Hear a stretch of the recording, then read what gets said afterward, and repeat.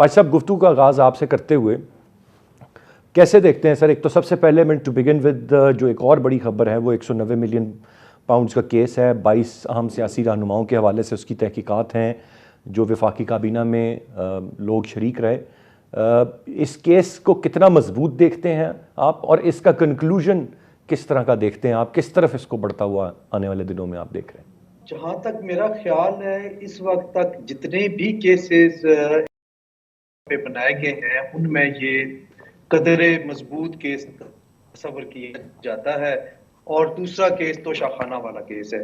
اس case میں آپ کو یاد ہوگا کہ اس کی تحقیقات شروع ہونے سے پہلے کچھ وزراء نے یہ کہا تھا کہ بند لفافہ تھا اور ہمیں نہیں بتایا گیا کہ اس میں کیا ہے.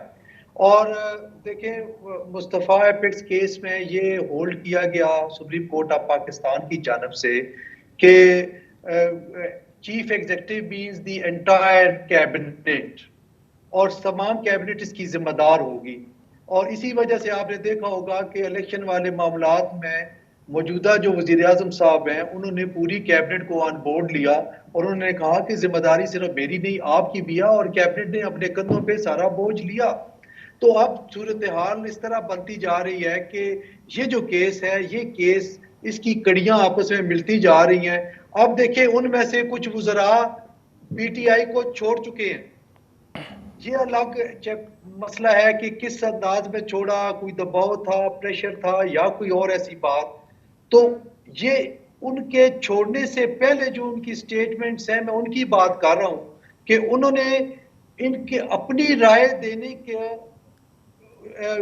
جو ہے وہ اس پہ انہوں نے یہ بتایا کہ ہم نے اس پہ رائے نہیں دی، اور وہ کیٹیگریکلی یہ کہتے رہے کہ ہمارے سامنے نہ یہ لفافہ کھولا گیا اور نہ ہی اس میں بتایا گیا کہ اس میں کیا ہے.